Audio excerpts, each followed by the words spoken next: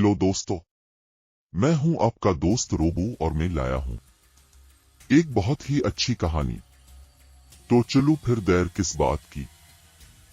अहमद एक छोटे से शहर में रहता था।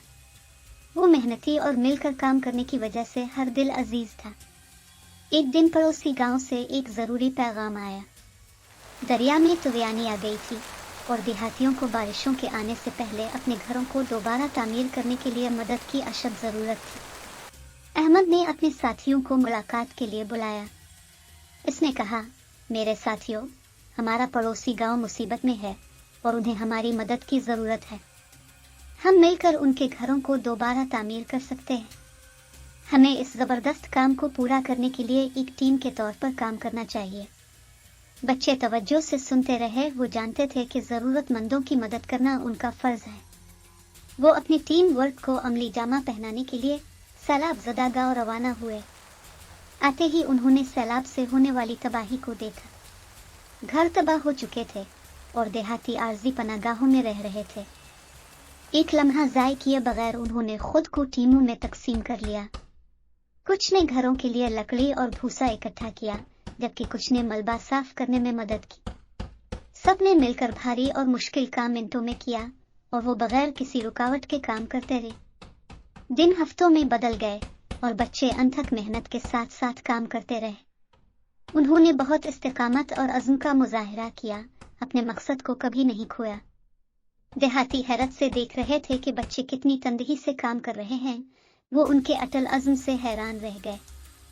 आखिरकार आखिरी घर दोबारा तामीर हुआ और गांव वाले बहुत खुश हुए। वो बच्चों से इजहार तशक्कुर करने के लिए जमा हुए। एक देहाती ने कहा, अब बच्चों ने हमें इत्तेहाद और टीम वर्क की ताकत दिखाई है। हम आपकी मदद के लिए हमेशा शुक्रगुजार हैं।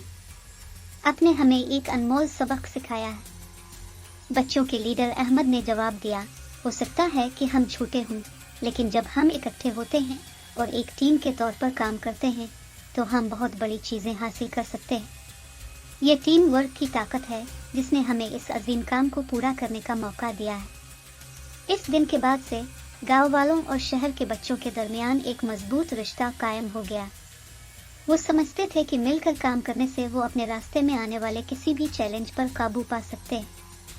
बच्चे अपने गांव लौट गए, अपने कारनामे पर फख्र और ये जानकर कि उन्होंने दूसरों की जिंदगियों पर मुस्बत असर डाला है। तो बच्चों, इस कहानी से हमने ये सबक सीखा कि जब हम एक टीम के तौर पर मिलकर काम करते हैं तो कोई भी काम बहुत बड़ा नहीं होता। छोटे बच्चों की तरह अपनी ताकतों को यकजा करके एक दूसरे का साथ देकर और मुत्तहिद रहकर हम अपने रास्ते में आने वाली किसी भी रुकावट को दूर कर सकते हैं। टीम वर्क की ताकत की कोई हद नहीं है और यह हमारी कम्युनिटीज और हमारे आसपास की दुनिया में मस्बत तब्दीली लाने की सलाहियत रखती है।